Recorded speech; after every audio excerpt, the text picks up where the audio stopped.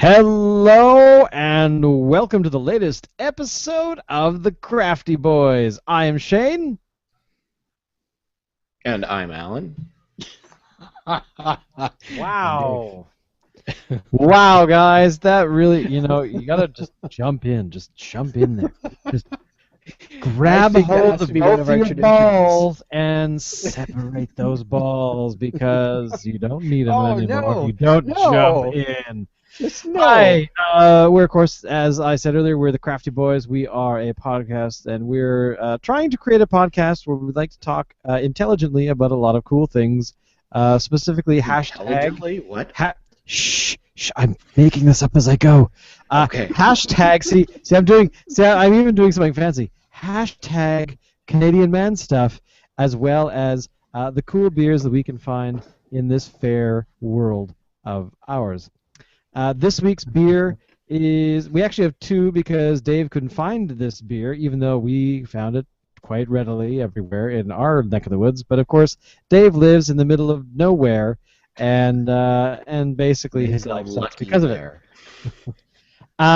So this week we're talking about the Sasquatch Stout from old Yale Brewing, which is out of Chilliwack, British Columbia, and it is a beer that is pretty yummy because I opened my bottle already and I started drinking it, so it's actually not that bad.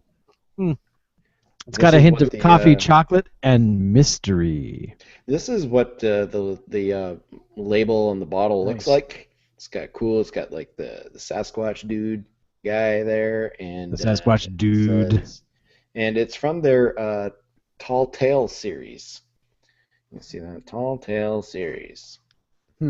Tall Tales series. Now, the Tall Tales series, by the way, is something they've been doing for a little while. Like, I think they started last year, and it started with the Sasquatch beer, I think, if I remember reading on their website correctly. They also have had something called the Screaming Banshee and the Vanishing Monk, which and the Vanishing Monk was a Belgian style beer. I do recall having that one at some point. I don't remember where, but it was quite yummy. And they had the Scream Banshee, which was an Irish cream kind of beer, which I've not had. And now that I've said Irish cream out loud, I kind of want to have it. But of course, we're talking about. I wanted it. I know, totally. It's like there's something about Irish cream drinks that you just can't say no to. So Alan was the one who suggested this beer, and why? Did you just see it on the shelf, or was it some other reason? I did see it on the shelf at my local store, and it had a sign on it saying that it was voted the best beer in Canada in 2014. So apparently this beer was pitted against about 916 other Canadian beers, and this one is the one that came out on top. Which I think is actually pretty awesome. That's pretty cool. I mean, and it wasn't just among stouts either. It was among like all different styles. This is like the tops. This is the best you could get in Canada in 2014, according to some beer snobs somewhere. Some beer snobs that were like, we like beer and this one's good. Okay, so now I feel completely ripped off. Well, man, you got to move out of the sticks, boys. So the best part about this beer, actually, the thing I like about their website is that a bunch of other websites are doing this more often, brewers' websites do this more often, is they're actually recommending what kinds of things you can actually pair with the beer. And this one actually is kind of interesting. They do pulled pork sandwich, which obviously why not? Then they do smoked brisket, again, duh. And but they had ones that I kind of thought were weird, were the French onion soup and the tiramisu. Although they also say oysters, chocolate cake. And I'd like to welcome Alison McGrain to the show, who's waving at everybody, and now it's just goodbye, Faith. Alison McGrain. And Alison is gone. Anyway, so yeah, I mean, I'm kind of happy that that they actually give you that kind of information about what sorts of things you could potentially have with the beer. And I just, in the back of my mind, know that I have some pulled pork in the freezer, so I'll be back in a while.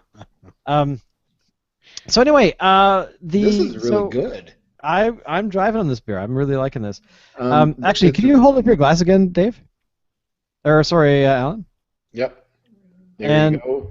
you've got the glass up there, and now you've got a small glass, and the reason I wanted you to hold the glass up is I've actually noticed in a couple of beer places that I've been to recently that they are serving in smaller glasses for certain stouts, because of I think the alcohol content. But I was at a place that served the stout that I had that I've had on on a regular basis almost every couple of weeks I'll have some, which is an oatmeal stout from a local brewer here, and they normally I get it in a pint, like a full-on pint. Yep. But recently I noticed that this place is actually serving them in smaller glasses, which I think is just the way they do it. But again, why? So Dave, I'm going to actually jump over to your beer because you couldn't find this beer, and you actually are rocking a Barkerville Brewing beer called what again? 52-foot stout. It's actually pretty damn good. It says it's actually got birch syrup added to it. Wow. Birch syrup? That's what it says. That's pretty epic. As opposed to maple syrup, it's kind of, yeah, made with boreal, amber, birch syrup, and roasted malt. Nice. So there you go. It's I'm liking it. It's got a little more bitterness maybe than I'd like, but it's got a good flavor, and I like the body. I like the body. It's got a good body. Gotta have the body.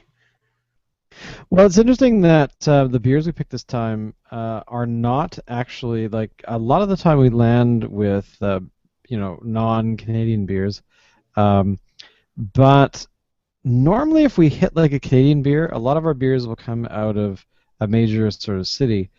But these two beers today are one, like the old Yale Brewing is out of Chilliwack, which I guess is a city in the Lower Mainland, but yours is actually out of Cornell, the 52-foot stout.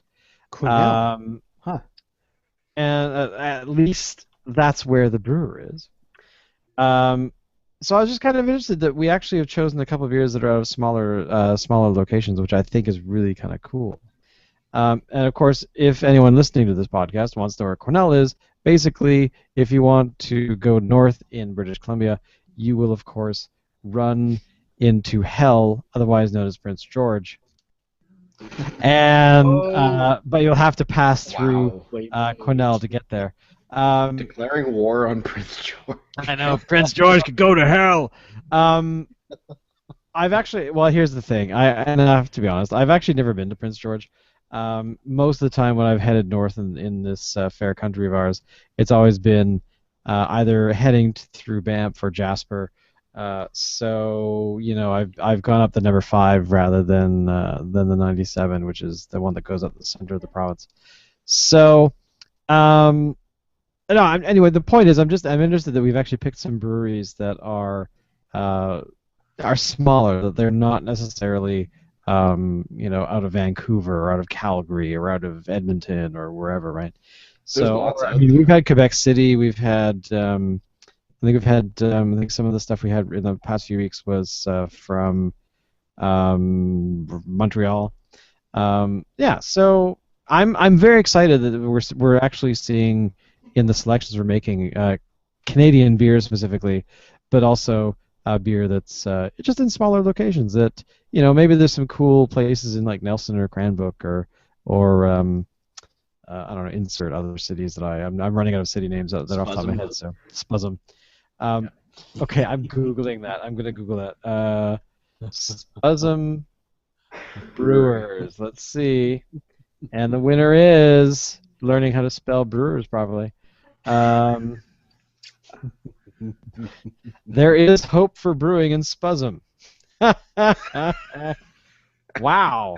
So apparently not a hotbed. there's not a hotbed. So there you go. There's an opening right up there. So anyway, I'm really driving on the beer. I think that it's really kind of nice, and I like really the like balance it. of chocolate and stout. The chocolate and stout balance is actually very, very good. It's not overpowering, and you and I actually, Alan, have had a couple of beers lately since last year that are that have coffee in them, and Yeah. we've had only two that I like. We've had probably four, I think, stout wise, and the only two that we've actually been really kind of excited about was this one, which I'm going to throw on my list, as well as the beer from wherever the hell. Buggles and Warlock. Buggles and Warlock, thank you, which I think was in our first episode. Yeah, the Bean Me Up Stout. The Bean Me Up, yeah. And it was actually quite good because they've found a way to make that balance work between the coffee, because the coffee flavor can be really overpowering, and it can really turn you off when it comes to that sort of flavoring. Because then another powerful flavor, of course, is chocolate, which can really make me not like the beer if it's kind of like, I don't want to drink a Cadbury cream egg is kind of my thing. Oh man, I'd love to. Actually, you know what's really sad is I saw an advertisement for exactly that. The Cadbury cream egg, you take two of them, you blend them in a blender, you add your selection of booze, which I think in the demo was a vodka of some sort. Nice. And it was a flavored vodka though. It had like orange or something, like it because the whole chocolate. Yeah. And then you melt it a little bit. Oh, it was like this will kill you if you have the whole thing kind of idea. Right. So, what was I going to say? But the topic for the evening, hashtag Canadian man stuff, is we're talking about the Sasquatch. Which, of course, if you are, have you been living under a rock? Maybe if you have, then the Sasquatch essentially is Bigfoot. Yeah, Bigfoot. I was going to call it the North American Yeti, but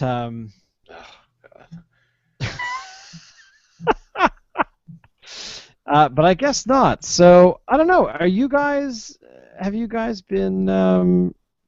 Have you encountered a Sasquatch? Have I encountered one? I have to say no, but my sort of fascination with Bigfoot or Sasquatch goes back to when I was a little kid and I was in the Boy Scouts. And when we would go on, actually I was in Cubs, which is sort of the level below, and we go camping out at the local campground out in Souk here, Camp Bernard. It's kind of far out, and I guess what they did back then to keep the kids in line is they told a story about there was a bunch of kids being unruly, and we stayed in this lodge, right? And the kids were unruly and not under control, and they attracted a Sasquatch who broke in, ate all the kids, and there was, I guess, some water stains in the ceiling, and they said that's the blood from the kids that Sasquatch ate. Went spraying up and stained the ceiling. So anyway, later in that camping trip, of course, everybody was really well behaved.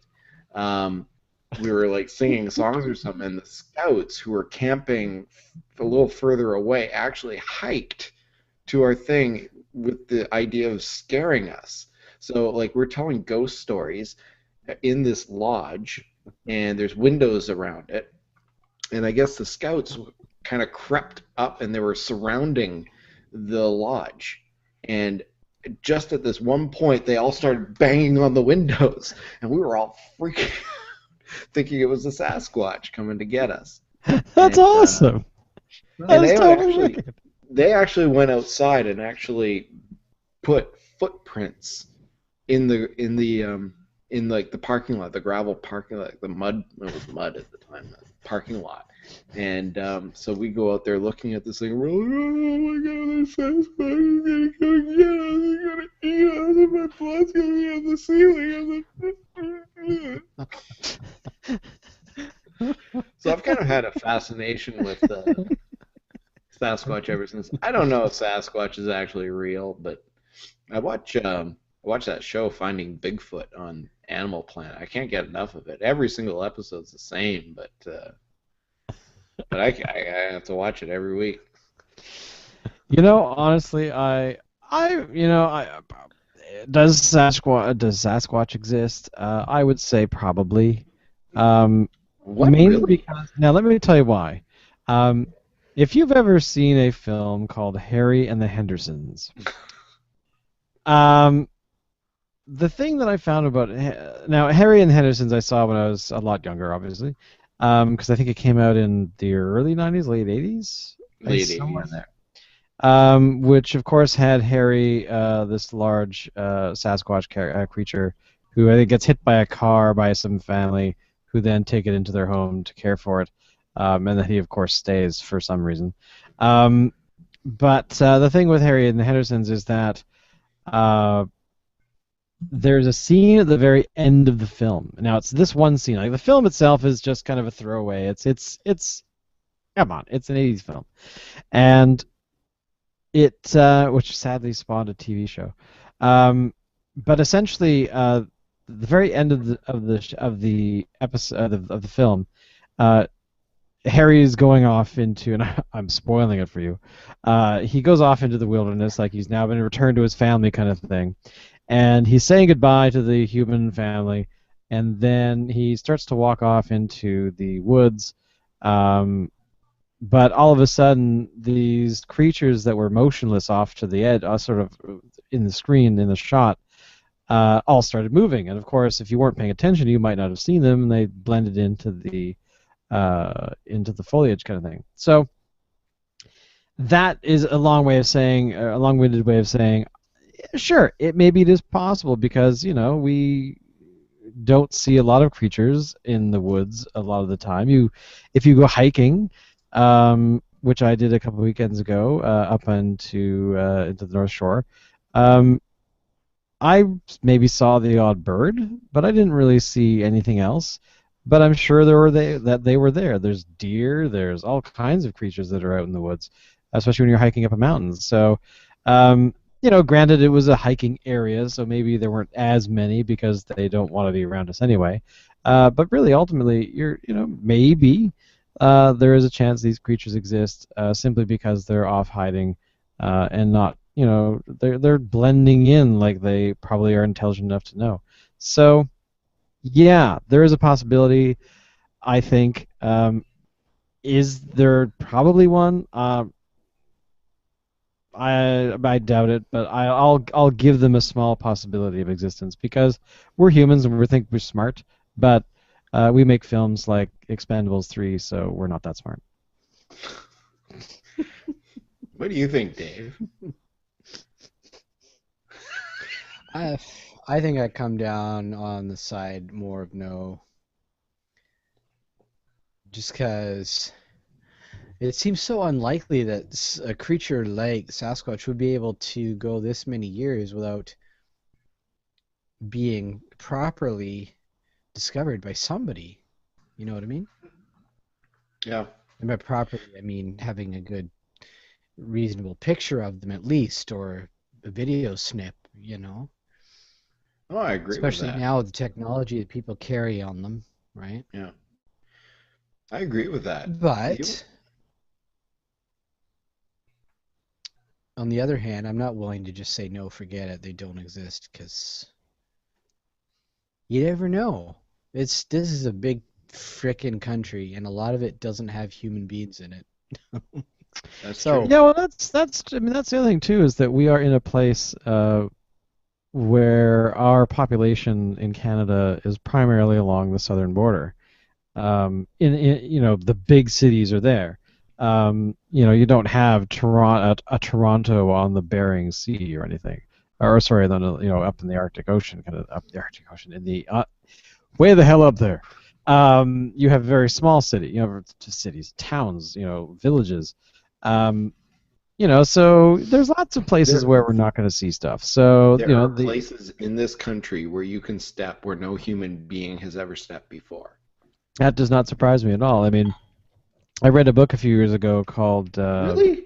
Good. yeah, a few years ago, called the Search for Silence, The Search for Silence, something like that.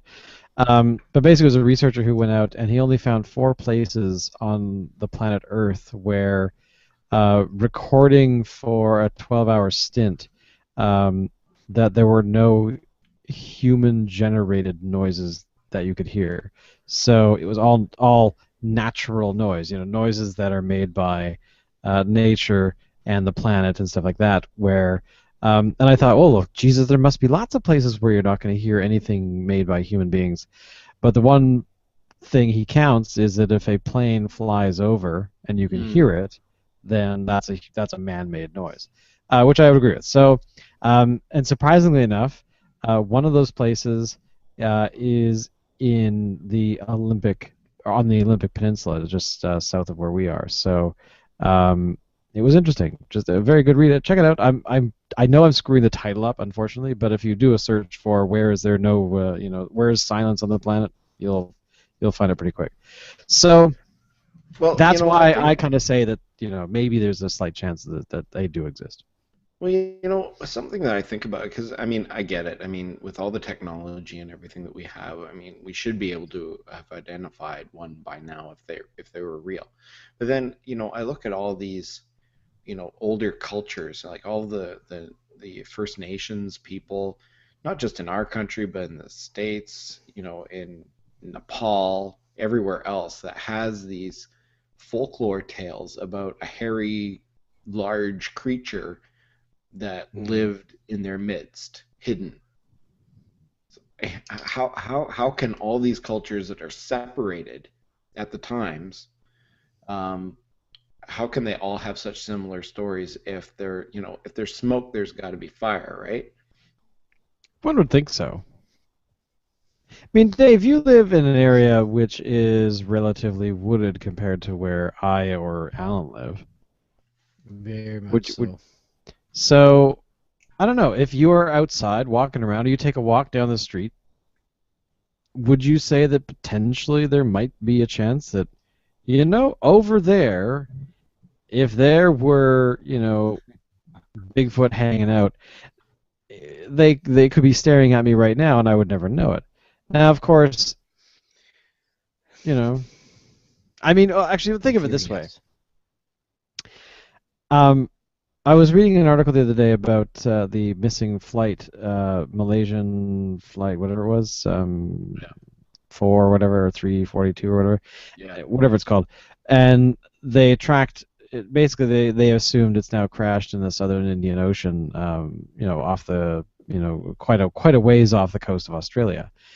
Now, I find it very interesting that the article I was reading was basically somebody ranting about, or had been interviewing people who were ranting about, how the hell in this day and age do we lose an entire plane into the ocean?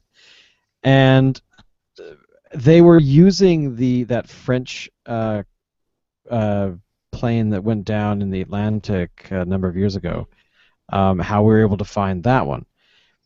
And the guy was trying to sort of say that this is, it is possible that these things can vanish, and that it is not just because we found one plane in the Atlantic, we had more information about what happened in the Atlantic. We had more information about where it was. We found wreckage right away.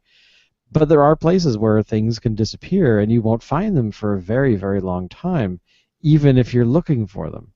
And it was interesting because it was kind of like, these families that are heartbroken that they've lost people on this plane, but then of course now we're seeing a lot of the sort of the skeptics, what are they called, tinfoil hat wearers, that are saying, well, if they're not finding it because there's something hidden down there that we can't they don't want people to know about. Really?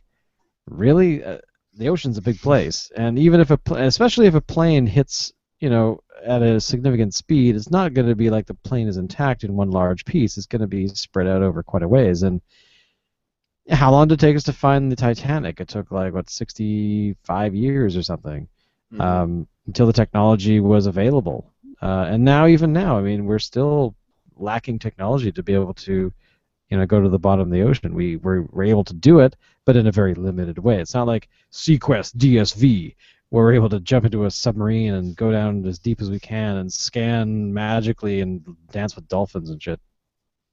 Well, it's again, I watched that show Finding Bigfoot, and one of the researchers on there ran an experiment while two other researchers were exploring, interviewing an eyewitness to a Bigfoot thing. This other guy, he decided to go into the woods close to where they were meeting with this eyewitness, and he actually stayed out in the open, stood up, and was about maybe 10 yards from the other researchers and wondering if they would see him. And they didn't. They didn't see him. He was there standing. He disguised himself a bit, I mean, he was but he was, if you looked around enough, you would have been able to see him. And these other guys didn't look around enough. And they were doing Sasquatch research, quote unquote, stuff. So I don't know. So they're actively trying to find a Sasquatch, which they're using him as a control thing, but didn't see him. Well, I mean, and this is what I mean about Dave walking down the street and not being able to see something that for all intents and purposes is right in front of him, but See, Dave, you need to open up your eyes. Yeah, man. It's all your fault. You could have solved Sasquatch last week, man, and you were too busy thinking about girls. Or yourself. So, I mean, but again, does it really exist? I mean, who knows? I mean, there's also the other thing too, like the Bermuda Triangle, whole idea about things disappearing. Well, that's just basically a lot of the stuff that went missing was later found. But the technology, again, was not around back in the day to actually be able to find these, planes on the bottom of the ocean or boats or whatever. So anyway, I kind of give it up for Sasquatch for, staying true to their identity of essentially being Wookiees among us. I mean, that's kind of what I think of them as, Cool. Sasquatch, totally. We're home. Mad skills at keeping a low pro, that's for sure. Oh yeah, for sure. Yeah, I don't know. I kind of don't want to know. I've kind of had this, if I went out camping or something and, I'm sitting around by the fire and the rest of the family's in bed or something. Because when I go camping, I like to sit around the fire, and I'll do it until 1 in the morning or even 2 in the morning or something. And just to suddenly see a Sasquatch come up and sup, kind of stare each other down, and while the Sasquatch goes through my cooler and takes all my food, and what do you do? I don't want to see Sasquatch so much, even if it is real. I don't want to see it. Dave? Sasquatch could be real, but just stay in the woods, far away from me. Don't eat me. So my blood splatters and stains the ceiling of the Scout Lodge. So what about you, Dave? Do you fear the Sasquatch? Oh. I'm more worried about bears and cougars. Yeah, I gotta say, I think probably the most terrifying thing that when I'm off in the woods doing, camping or just having a hike or whatever. I mean, if you're with other people, you're reasonably safe. But there have been times where I've had 2 encounters with bears in my life. The first one, the second one. No, that was the first one. What? Was Alice? Nice. No, the first one was I was walking. I was hiking the Forbidden Plateau back in 1992, I think. I was with Todd and a couple other people, and we were hiking I along. remember this story. And we came down into this meadow from, I've forgotten, we were heading to Panther Lake or something, and we came down into this meadow and the trail vanished, and because it was, I think we went in June, so it was kind of spring, it was warm, but it wasn't that warm yet. Whatever the hell it was. Anyway, we came down and the trail vanished. So in hindsight, I was kind of an idiot because I said, "Oh, I'll go find the trail," because people wanted to sit down and take a break anyway, and so I went wandering off and I found the trail, um, in the what was left of the sort of the established trail, and I turned around and there was a bear sitting there on its ass, just kind of staring at me, and I was staring at it, and I remember trying to think of something intelligent to say, but all that really came out was, "There's a bear over here." and and then I think I said it about 2 or 3 times. "There's a bear over here," and I got louder each time. I think the third time the bear just kind of was like, "Well, fuck this, I'm out of here," and disappeared. Now, nice. But it wasn't really, and this is the thing, it wasn't the bear. I'm not afraid of bears.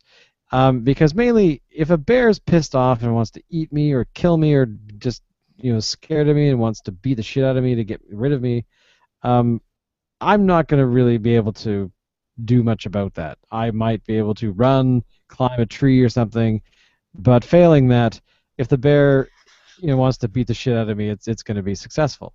It's not like I'm going to turn around and fucking Wolverine claws are going to bounce out of my hands or anything. So I've kind of accepted the fact that eventually a bear is going to kill me if I do enough hiking. But the second time was, I think, a couple years later, or maybe 98, 99, somewhere there, and I went up to Tofino and was hiking around there with a bunch of people, and we were walking down the trail. Now, this is a trail I've been down before, or had been down before, where just south of Tofino, sort of, the Long Beach area, there's a beach that has a bunch of rusting forestry equipment. And I think the park is called, Rusting Forestry Equipment on the Beach or something like that, provincial park. But anyway, so you walk down there and there's a couple lumps of iron and that kind of thing, but whatever.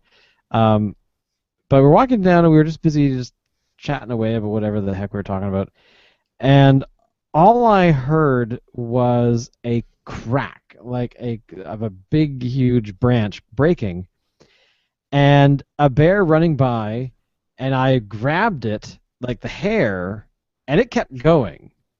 And I was standing there with his hair, and I fell on my ass because this thing bounced off me, because it was really wanting to go that way. It wanted to go past me and keep going, and it had no interest in me at all, except that I just brushed by it, and it scared the crap out of me. I mean, if I was going to have a heart attack, at an early age, that would have been it. So, and of course, for the next couple of minutes, we kept hearing it run through the scrub because it was, booking it for, where we weren't. And after that, it was like everybody just instantly went down on the ground, picked up rocks, and started banging rocks together as we kept walking down the trail. But it was actually a good lesson because, and the thing was, is I think what I think it actually happened is it was sleeping on the side of the trail, because there was a sort of a divot in the ground that had a bunch of bear hair around it. So I think it had curled up or something, and we just woke it up, and it was like, "Oh fuck, I'm out of here," and ran. But again, those bears are not the bears I'm afraid of. It's the mommy bears that have baby bears, and getting in between those is really, if you want to feel what it feels like to have bear claws tearing your flesh off your body, that's what's going to happen. And if you get in between, mommy and children. So, but I don't know. I had a weird experience with a bear. At least I think it was a bear. I was camping with the family at Gold Stream. And me and my wife, Erin, and my oldest son were playing cards at the picnic table. Now, this is a provincial campground. It's fairly close to Victoria. I mean, it's about as urban as you can get for camping. And anyway, our campsite was bordering just some brush and some wooded area. And we had our Coleman lantern turned down really low. We just had enough light to light up our table, and that was it. And I heard some rustling in the bushes behind me. I didn't really think too much of it. We continued playing. And then I heard more rustling. I was like, wow, I wonder what that is. I was thinking it was probably a raccoon. So I picked up a flashlight and turned around and shone it to see the ass end of something walking back into the woods. And I was like, okay, and everybody saw it. I turned off the flashlight and turned back to go and play my hand on the thing, and Aaron says, what the hell was that? I was like, oh, it was a raccoon. She's like, that was not a raccoon. Raccoons have tails. This thing did not have a tail. What was that? And after we kind of deliberated it for a bit, it was a bear. It was a bear that was 2 feet away from me. Nice. It was probably sniffing the table right next to me, and yeah, so that's my close encounter with a bear. It was either a bear or a wolverine. Between the two, I'm hoping it was a bear. Yeah, really. Well, wolverines would not give you the time of day. Was it like honey badgers are like one of the most vicious animals out there? Oh, I don't know. But it was small. It was probably like a cub that had just left its mom. Okay. And it was still, the mom was close by. That would have sucked. Yeah. Hey, Yes, Dave.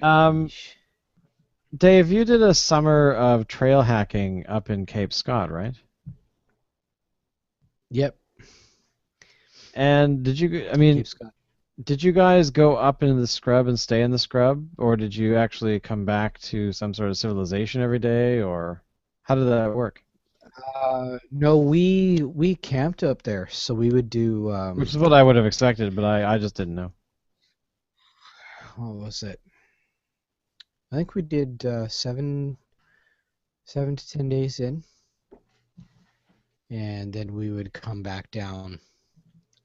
Because it's really not that bad to get up there. It was Did you encounter anything? 3-hour drive. Sorry, did I? Did you encounter anything? Bigfoots or bears? I'm trying to remember. I seem to recall seeing a couple of bears up there at one point. It's definitely bear country. If you're up there, you do not leave your food on the ground level. You hoist it up into the trees. Period. End of story. Yeah. You never leave it on the ground because you're just asking for trouble up there. So there's plenty of bears. In fact, even more exciting for those that enjoy the thought of an early death, apparently there are some grizzlies that have moved over from the mainland, and they've made their way to the north tip of the island. Apparently. I don't know if that's actually true. Of all the bears in BC to run into. Yeah, those. I mean, you're talking about mama bears and cubs, right? Well, grizzlies, I think, are a tick higher on the scale of, oh my fucking god, get me out of here right now. Well, there was those buggers will turn on you in a heartbeat. Oh, fuck yeah, because they are far more territorial, I seem to remember, because they're really they're really solitary animals because they don't tend to hang out with each other at all. Where I've seen other bears, well, actually, there's another time I saw bears that when you're hiking through Forbidden Plateau, you come down into a valley, which is just south of, or just I'm trying to remember, it's just south of the ski area of Mount Washington. And there's a ranger cabin sort of in the middle of in the middle of that sort of valley. but because the valley is sort of it's a high meadow, so there's not a whole lot of trees. There's trees really high up on the tops of the mountains, but in the valley it's fairly, there's a lot of high grass, there's lots of flowers, that kind of thing, very kind of picturesque. But you can see for quite some distance. So we saw tons of deer all over the place, and then off at the higher end of the valley, there were about 3 or 4 bears that all just kind of seemed to be. I mean, they weren't like shoulder to shoulder hanging out. They were in a bit of a zone. So we assumed at the time that it must have been juveniles with the mothers, but but they were kind of congregating around, just sort of checking. I imagine checking out what potentially they could eat. I mean, generally they eat berries. They're not really meat eaters, but when they get hungry, they would eat meat, I imagine. But they'll do fish. Fish, yeah, too. So, but again, I mean, I don't think I would ever see. I mean, I don't know a hell of a lot about grizzly bears, but I don't suspect that they would actually do that. It's always kind of like I just would never ever want to make it obvious that I was stupid, like i.e. not hanging up my food, because you hear these stories of bears coming along and like destroying tents. Well, the reason they're destroying the fucking tent is because there's food in it, and the food is not human beings. The food is like, you take a bag of Doritos out and you fall asleep and leave it out, and chances are you're not going to run into anything, but you might attract, I don't know, the odd raccoon or something, but of course you could also attract the odd bear. So, and if you have bears or coyotes or smaller animals, they get to a tent wall and they're kind of like, damn it, I can't get in, so I'll just leave. Because eventually we'll wake up and make noise and they'll be like, fuck it, I'm out of here. Where a bear's like, that's a tent, I can get through that. I'm going. I always think of that scene from The Lost World, where the one of the main characters has the blood of a Tyrannosaurus infant on her jacket, and they travel for some time, and the Tyrannosaurus, the adults are kind of like, oh well, there's blood, we must check it out because maybe one of us is hurt or whatever the reason was, and she's in a tent and she's laying down, and the kid that she's with has taken out some chocolate and fallen asleep, and there's chocolate wrappers everywhere. So, and that's the first thing the character does. She wakes up and she realizes there's a creature outside, a dinosaur, and she's like, fuck, she grabs the chocolate first and then looks up as the Tyrannosaurus's head comes into the tent and starts sniffing the jacket. So, I mean, that's really the ultimate experience of like, I should have packed out my trash. I should have really been not stupid about this. Because, a bear is one thing. A Tyrannosaurus just, sticking its head into, and its head just fits in the tent. It's not, it had, you couldn't fit anything else in it except for the 2 human idiots and the Tyrannosaurus Rex's head. But,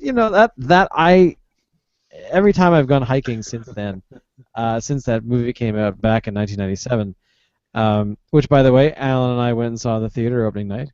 I've always thought of that ever since. Like, do I want a Tyrannosaurus to stick its head in my tent? No. So therefore, I'll make sure my food is hanging in a tree, and so is my garbage, because I don't want to have the garbage attract them either. So, yeah, I always think of that. Yeah, I'm sorry. Big animals attacking me in my sleep just scare the shit out of me. So a lesson well learned. Anyway, I think that's about that. Actually, is I think the end of this episode. We've talked about Sasquatch. We have talked about a Tyrannosaurus Rex sticking its head into a tent, and we've talked a little bit about the mystery of Bigfoot, about how the Sasquatch may or may not exist. Alan, we also drank Sasquatch. Exactly, the Sasquatch Stout, as well as the Cornell-based 52-foot Stout. Is there anything else you guys want to end off with? Anything you want to say in conclusion to what we've talked about, or you think you've had your piece, or what? I just want to say I highly recommend that people try this. It's really good. I'm still And driving on mine. Parrot, I've finished I'll mine. have to see if I can find it at some point then. Parrot with a steak. Actually, you're right. That would be a good steak Barbecued beer. steak. A barbecued steak. Yeah. I high five you on that one. Oh yeah. The high fives. Here we go. Don't leave me hanging. Woo! There we go. I got you, man. Cool. So Dave, if somebody wants to find you when you're not here at the Crafty Boys podcast, where can people find you? By phone. You see, if I tease him enough, I'm hoping he'll open a fucking Twitter account. However, I will give you. I have a Twitter It's account. it's one of those Find it. rotary dial things. It was really funny. He actually goes out on his roof with semaphore flags.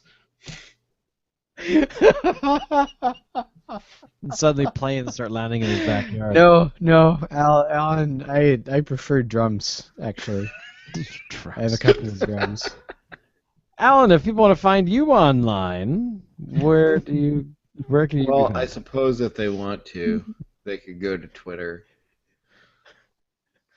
At twitter.com/Alan M. Ford. And of course, if you want to find me on the Twitters, you can find me at twitter.com/Shane B. That's Shane B with a double E. And of course, you can find all the podcasts I do. Although I have to add this one to my website just to make sure that it's representing. What is my website? At www/ No, that's totally not a word. That's not a web domain, Shane. Wow. I don't do this all day long. www.shanesworld.ca. And Well, of course, isn't there also the craftyboys.ca? there is. I was actually going to mention that one next, but Oh, yes, okay, the fair. craftyboys.ca is also a website where we post all of our episodes. And yeah, I will say that this beer is really good. Say goodbye, everybody. Again. Bye.